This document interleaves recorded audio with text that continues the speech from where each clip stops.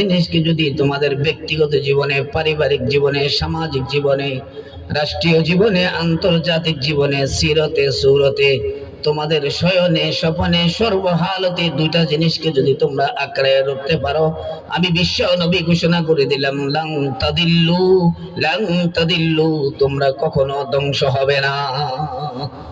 জোরে বলেন সুবহানাল্লাহ। বিশ্ব নবী ঘোষণা দিলেন, এই উম্মত কিয়ামত পর্যন্ত আনে ওয়ালা নবীর এই উম্মত কখনো চিরতরে ধ্বংস হবে না, প্রতিষ্ঠিত হবে না, যদি কয়টা জিনিসকে আঁকড়ে ধরে। সবাই জোরে বলতে হবে, কয়টা জিনিস? আমাদের জন্য বিশ্বনবী কয়টা জিনিস রেখে গেলেন? দুইটা জিনিস, কিতাবাল্লাহ ওয়া সুন্নাত রাসূলি। একটার নাম হলো আল্লাহর কোরআন, আরেকটার নাম বিশ্ব নবীজির সুন্নাত। সুবহানাল্লাহ। দুইটা জিনিস আমাদের জন্য রেখে গেলেন। আর বিশ্ব নবী গ্যারান্টি দিলেন, কিয়ামত পর্যন্ত এই উম্মতকে কেউ গোমরাহ করতে পারবে না, পথভ্রষ্ট করতে পারবে না, চিরতরে দুনিয়া থেকে ইসলাম এবং মুসলমানকে কেউ ধ্বংস করতে পারবে না। কিন্তু কয়টা জিনিস আঁকড়ে ধরতে হবে? জোরে বলেন, দুইটা। কিন্তু দুঃখজনক হলেও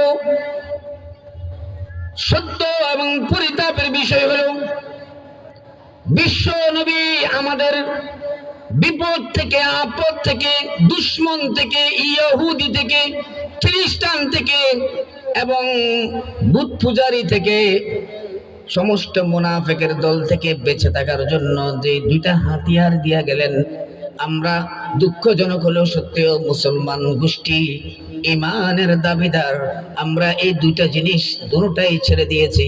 একটাও আমাদের ব্যক্তি জীবনে, পারিবারিক জীবনে, সামাজিক জীবনে, রাষ্ট্রীয় জীবনে কোথাও আমরা দুইটা জিনিসকে আঁকড়ে ধরতে পারি নাই। কথা ঠিক কিনা জোরে বলেন? দুই জিনিসের কোন একটা জিনিস আমাদের কাছে নাই। না আমাদের কাছে কোরআন আছে, না নবীজির সুন্নাত আছে। আমাদের ব্যক্তি জীবনে কোরআন নাই, আমাদের পারিবারিক জীবনেও কোরআন নাই, আমাদের সামাজিক জীবনেও কোরআন নাই, আমাদের রাষ্ট্রীয় জীবনেও কোরআন নাই। আছে কিনা জোরে বলেন, আছে? আপনি কি ভয় পাইতেছেন? কোথাও কোরআন নাই, সব জায়গা থেকে কোরআন উঠাই দিয়েছে। স্কুল কলেজের সিলেবাস থেকে পর্যন্ত কোরআনকে উঠাই দিয়েছেন। কি কথা করেন? অথচ এই রাষ্ট্র মুসলমানের রাষ্ট্র, এই রাষ্ট্র ইমানদারের রাষ্ট্র। এই মুসলমানের দেশে, ইমানদারের দেশে উচিত ছিল কেজি স্কুল হোক, ক্যাডেট স্কুল হোক, প্রাইমারি স্কুল হোক, হাই স্কুল হোক এবং কলেজ হোক আর ইউনিভার্সিটি হোক, প্রত্যেকটি জায়গায় কোরআনের শিক্ষা বাধ্যতামূলক হওয়ার দরকার ছিল। কথা ঠিক কিনা? যেটা বাধ্যতামূলক হওয়া দরকার সেটাকেই বাদ দিয়ে দিয়েছে। তো মুসলমানের উপরে বিপদ আসবে না, আযাব আসবে না, গজব আসবে না, কার উপরে আসবে? এই জন্য সারা দুনিয়ার সমস্ত কাফের মুশরিক বেঈমান এক হয়ে গেছে। মুসলমানদেরকে ধ্বংস করার জন্য, চিরতরে দুনিয়া থেকে উৎখাত করার জন্য সমস্ত কাফের মুশরিক বেঈমান এক হয়ে গেছে। তাদের একটা থিম, তাদের একটা থিওরি, যদি কোরআনের শিক্ষাকে বাজেয়াপ্ত করা যায়, কোরআনের শিক্ষাকে মুসলমানের সন্তান থেকে যদি দূরে রাখা যায়, মুসলমানের সন্তানদেরকে যদি কোরআন থেকে দূরে রাখা যায়, কোরআনের সমাজ থেকে যদি দূরে রাখা যায়, কোরআনের রাষ্ট্র থেকে যদি দূরে রাখা যায়, তাহলে এই মুসলমানদেরকে অল্প সময়ের ভিতরে ধ্বংস করা সহজ হয়ে যাবে। এই জন্য তারা এই স্কিম নিয়ে, এই ষড়যন্ত্রকে মাথায় রেখে সারা দুনিয়ার কাফের মুশরিক বেঈমান এক হয়ে গেছে। দুঃখজনক হলেও সত্য, আমরা মুসলমানরা তাদের এই ইহুদি খ্রিস্টানের কৃষ্টি কালচারটাকে আমরা ভালো মনে করি, আমাদের যেটা হাতিয়ার বিশ্ব নবী আমাদের জন্য রেখে গেলেন, এই হাতিয়ারটাকে আমরা ছেড়ে দিয়েছি, ঘর থেকে দূরে সরাইয়া দিয়েছি, পরিবার থেকে দূরে সরাইয়া দিয়েছি, স্কুল কলেজের শিক্ষা থেকেও দূরে সরাইয়া দিয়েছি। সামান্য কিছু নূরানি মাদ্রাসা আছে, হিফজখানা আছে, কওমি কিছু মাদ্রাসা আছে, যেগুলোর মধ্যে এখনো কোরআন আছে, এখনো হাদিস আছে, এখনো নামাজের শিক্ষা আছে, এখনো যাকাতের শিক্ষা আছে, এখনো তাসবিহ তাহলিলের শিক্ষা আছে, এখনো হজের শিক্ষা আছে, উমরার শিক্ষা আছে।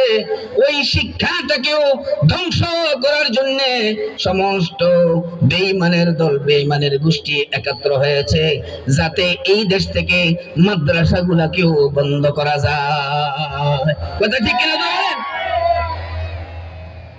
তারা জানে যতদিন এই দেশে মাদ্রাসা থাকবে, যতদিন এই দেশের গ্রামে গঞ্জে পাড়ায় মহল্লায় নূরানি মাদ্রাসা থাকবে, যতদিন এই দেশে কোরআনের শিক্ষা থাকবে, হাদিসের শিক্ষা থাকবে, ততদিন এই দেশের মুসলমানদেরকে ধ্বংস করতে পারবে না। জোরে বলেন পারবে? এটা তারা ভালো করে জানে, যদিও আমরা মুসলমান হয়ে আমরা জানি না। আমরা মুসলমান হয়ে নাকে তেল দিয়ে ঘুমাচ্ছি, আমরা মুসলমান হয়ে তাদের কৃষ্টি কালচার নিয়ে আমরা দৌড়াচ্ছি, আমরা মুসলমান হয়ে তাদের টিভির সিরিয়াল নিয়ে পাগল, আমরা মুসলমান হয়ে তাদের সেই ইউটিউব নিয়ে, ফেসবুক নিয়ে আমরা পাগল, আমরা মুসলমান হয়ে সারাক্ষণ মুসলমানের সন্তান মোবাইলের মধ্যে বিভিন্ন গেম খেলার মধ্যে আমরা ব্যস্ত। কথাটি কিনা জোরে বলেন? আমাদেরকে লাগাই দিছে, আমাদের মুসলমানের সন্তানদেরকে লাগাই দিছে মোবাইলে, মোবাইলে রাস্তার কিনারে কিনারে দেখবেন, দোকানে দোকানে, রাস্তার কিনারে কিনারে বসে বসে রাতের 10টা 11টা এই কুয়াশার মধ্যেও দেখবেন। এখন এই রোডে যদি মটুয়ার রোডে যদি ঢুকেন একদম ইন্ডিয়া পর্যন্ত, এইদিকে যত গ্রামগঞ্জের রাস্তা আছে দেখবেন এই কুয়াশার মধ্যেও 2জন 4জন করে বসে আছে, মোবাইলের মধ্যে কি যেন বলতে আছে, মার মার মার মার। কি কথা কয় না? আর উজরবেন কথা ঠিক নেই?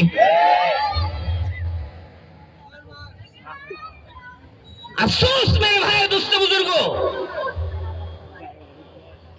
এই ধরনের মুসলমানের জন্য কলঙ্ক। মুসলমানের সন্তান হয়ে ইসলাম বুঝলে না, কোরআন বুঝলে না, হাদিস বুঝলে না, বিশ্ব নবীর সুন্নত মানলে না, ইহুদি খ্রিস্টানের কৃষ্টি কালচারকে তুমি বুকে লালন করো, আবার মুসলমান দাবি করো। কথা ঠিক কিনা জোরে বলে? একজন মুসলমানের সন্তান কেমন হওয়া দরকার?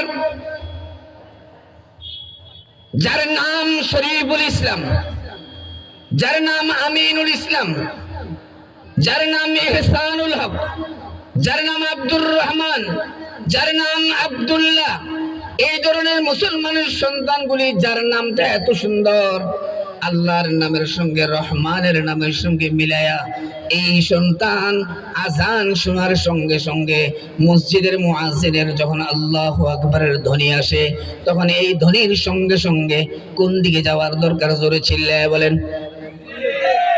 আসতে বলছেন, জোরে বলেন। কোথায় যাওয়ার দরকার?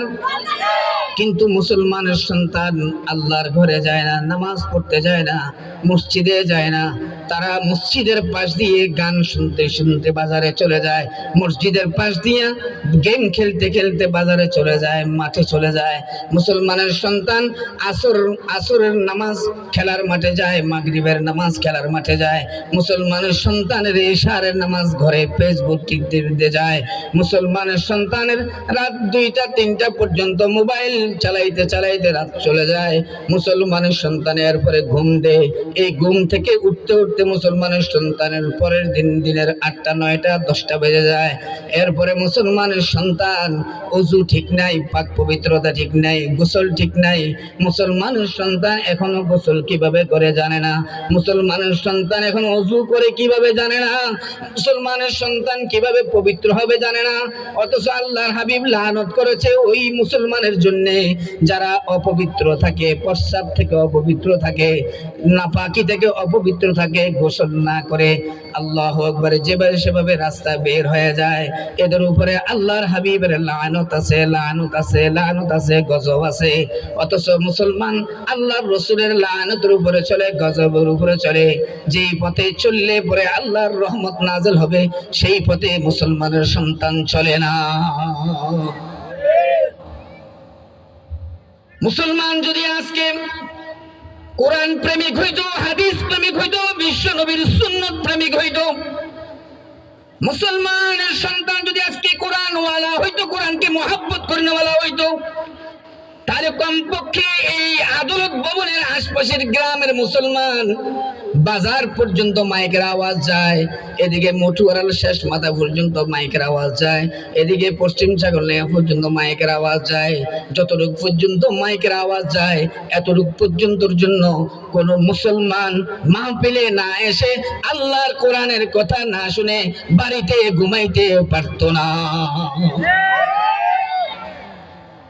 যদি ন্যূনতম কোরআনের মহব্বত মুসলমানের কাছে থাকতো, তাহলে আজকে মুসলমান কোরআনের মাহফিলে হাজির থাকতো।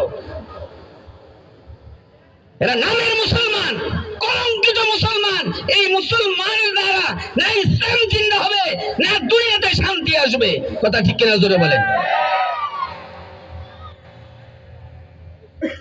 যেহেতু আমরা আল্লাহর নবীর ঘোষিত দুইটা জিনিস, দুইটা হাতিয়ার ছেড়ে দিয়েছি, দেখেন এখন অনেক পরিবারে দেখবেন পুরা ঘরে একটা কোরআন শরীফ তার ঘরে নাই, এরকম ফ্যামিলি আছে না নাই? আগে দাদা বা দাদু বা আমাদের আম্মারা কোরআন শরীফ পড়তো ঘরের মধ্যে। মা বৃদ্ধ হয়ে গেছে, চোখে দেখে না, দাদু দুনিয়ার থেকে বিদায় হয়ে গেছে বা দাদা বিদায় হয়ে গেছে। এই দাদা দাদি বিদায় হয়ে যাওয়ার পরে কোরআন শরীফটা ঘরের মেসাঙ্গের উপরে পড়ে আছে। কোরআন শরীফের উপরে কাদা পড়তে পড়তে, বালু পড়তে পড়তে এক আঙ্গুল বালু পড়ছে। এই জন্য এখন নব মহিলারা যারা আছে, এখন ঘরের বধূরা যারা আছে, অথবা নিজের মা বললেন, ধরো এই কোরআন শরীফটা মুয়াজ্জিন সাহেবের কাছে, ইমাম সাহেবের কাছে মসজিদে পৌঁছায় দাও, কারণ ঘরে কেউ কোরআন তেলাওয়াত করে না, কোরআনের বদদুয়া পড়বে। এই বলে তার ছেলের দিয়া, তার নাতিরে দিয়ে কোরআন শরীফটা মসজিদের মুক্তবের মুয়াজ্জিনের কাছে পাঠিয়ে দিয়েছে। এখন ঘরটা পরিপূর্ণ কোরআন খালি হয়ে গেছে, কোরআন শূন্য হয়ে গেছে। আল্লাহর হাবিব কি বলেন? আল্লাযী লাইসা ফী জাওফিহি শাইউম মিনাল কুরআনি কাল বাইতিল খরিব আও কামা ক্বালান নবী আলাইহিস সালাতু ওয়াস সালাম। বিশ্ব নবী বলে, যে ঘরটা কোরআন মুক্ত, যে কোরআনটা কোরআন থেকে, কোরআন যে ঘরটা কোরআন থেকে খালি, অর্থাৎ যে ঘরে কোরআন নাই, যে ঘরে কোরআনের তেলাওয়াত নাই, যে ঘরে কোরআনের চর্চা নাই, আল্লাহর হাবিব বলেন ওই ঘরটা বিরান বাড়ির মতো, ওই ঘরটা ভূত ফেরতের আড্ডার মতো। ওই ঘরটা যেমন আগের জমানার মানুষরা বলতো, ওই যে হাতের বিছখানে একটা বাড়ি আছে, ছেলে সন্তানের বলতো এই বাড়ির দিকে তোমরা দিনের বেলাও হাঁটতে যাইও না, কারণ এই বাড়িতে কোনো মানুষ বসবাস করে না, এখানে ভূত ফেরতের জায়গা, এখানে গেলে ছেলেরা অসুস্থ হয়ে যায়, মেয়েরা অসুস্থ হয়ে যায়, তাকে ভূতে আক্রমণ করে, জিনে আক্রমণ করে। আল্লাহর হাবিব উদাহরণ দিলেন, যেই ঘরে কোরআন নাই, এই ঘরটাও ভূত ফেরতের জায়গা, জিনের জায়গা, শয়তানের আড্ডাখানা হয়ে যায়, বিরান বাড়ির মতন হয়ে যায়। কারণ এই ঘরের ভিতরে এখন রহমতের ফেরেশতা আর থাকে না।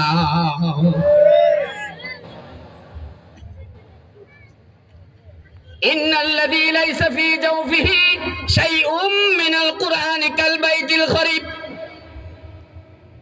আল্লাহর হাবিব বলেন, এই ঘরটা সম্পূর্ণ শয়তানের আড্ডাখানায় পরিণত হয়।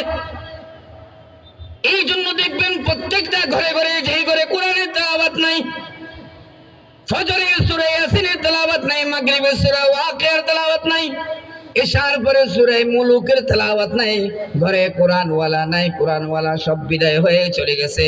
এখন যারা আছে সব নাচ গানওয়ালা, ফেসবুকওয়ালা, ইউটিউবওয়ালা, এরা এখন যারা আছে হোয়াটসঅ্যাপওয়ালা, মেসেঞ্জারওয়ালা, এখন কোনো কোরআনওয়ালা নাই।